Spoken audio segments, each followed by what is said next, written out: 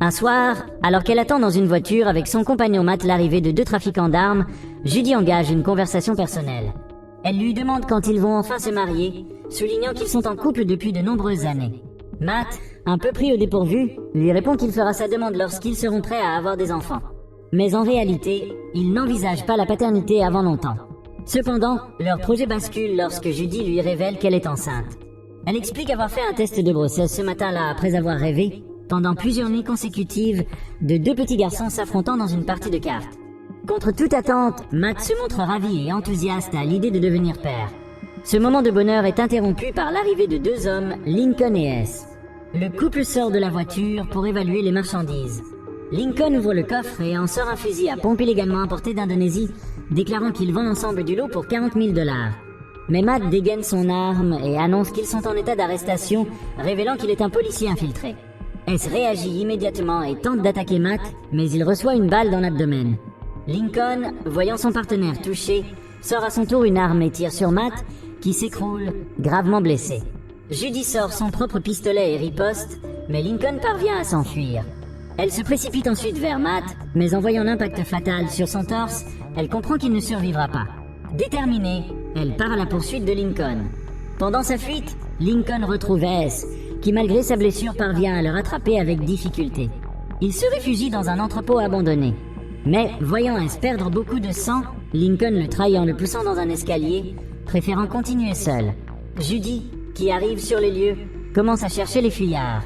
S, désormais caché derrière des caisses en bois, observe la situation, tandis que Lincoln s'éclipse vers un étage supérieur. Au même moment, un gardien de sécurité, Charnetsky, surveille l'entrepôt. Fatigué, il passe un appel à son snack préféré pour commander du poulet frit.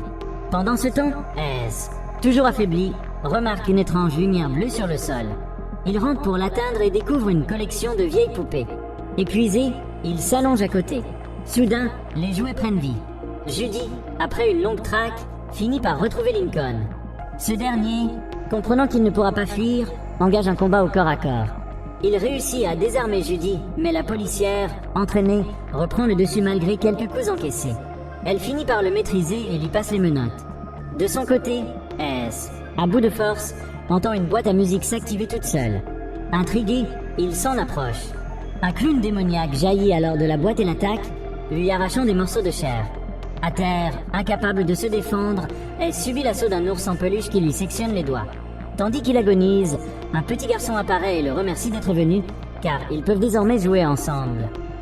À ce moment-là, une autre créature, Monsieur Statique, surgit et commence à tirer des rayons laser. Les tirs transpercent l'abdomen de S, qui hurle de douleur. Ces cris réveillent Charnetsky, qui croit d'abord qu'ils proviennent du film d'horreur qu'il regarde à la télévision. Il se rassoit, convaincu qu'il s'agissait d'un malentendu. Pendant ce temps, Judy, toujours dans l'entrepôt, essaie de sortir pour enquêter sur les hurlements, mais la porte est verrouillée. Elle appelle alors des renforts, bien déterminée à découvrir ce qui se cache dans ce lieu macabre. Mais la ligne est coupée. Lincoln, paniqué, exige que Judy le libère immédiatement, affirmant qu'il a droit à un avocat. La rage s'empare de la policière lorsqu'elle se remémore que cet homme a tué son compagnon quelques minutes auparavant. Elle pointe son arme sur lui, menaçant de tirer en prétextant la légitime défense. À cet instant, Mark, le livreur, arrive et sonne à la porte pour que Charnetsky ouvre le garage. Judy, entendant le véhicule, brise une vitre et crie à l'aide. Mais Mark, avec la musique de son autoradio au maximum, ne l'entend pas. Fidèle à sa routine nocturne, Mark rejoint Charnetsky pour partager une bière. Judy, désespérée, tire plusieurs coups de feu en l'air pour attirer l'attention. Cette fois, Mark entend les détonations. Charnetsky, armé de son revolver, se lève pour vérifier ce qui se passe, suivi par Mark. Ensemble, ils trouvent la salle où Judy est retenue. Lorsqu'il voit son badge de police, Charnetsky ouvre la porte.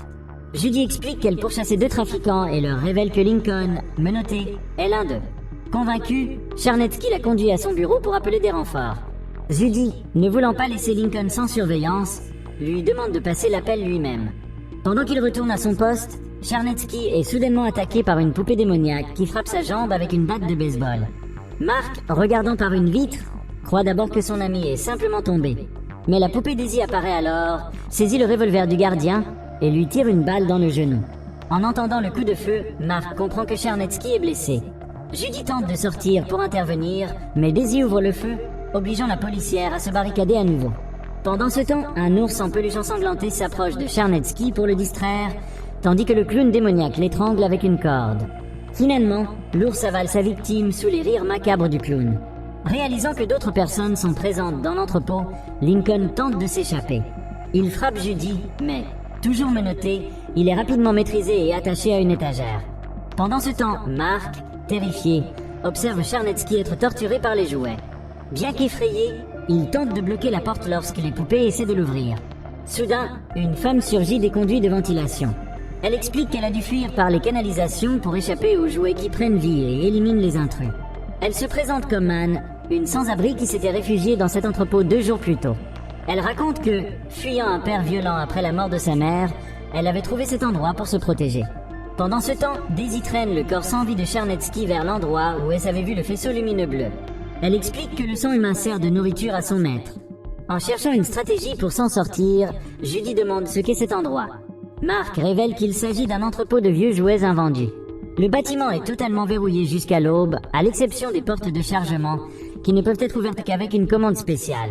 En entendant cela, Judy se souvient que Lincoln avait tiré sur les verrous d'une des portes pendant leur confrontation. Après que Lincoln a brisé la porte pour entrer dans l'entrepôt, Judy suggère que le groupe pourrait s'en échapper. Cependant, Anne affirme que les jouets ont bloqué ce passage dès que Judy est arrivée. Anne explique qu'elle s'était aventurée dans l'entrepôt après avoir entendu de nombreux coups de feu. C'est alors qu'elle a vu les jouets diaboliques pour la première fois. Selon la jeune femme, tout le bâtiment est hanté. De mauvais esprits ont pris possession des jouets. Cette révélation met Judy en colère, car elle refuse de croire au surnaturel. Furieuse, elle fait tomber une pyramide de blocs. À leur arrêt, les blocs forment le mot « believe », croire en anglais. Ce message trouble Anne, qui commence à poser des questions à l'entité.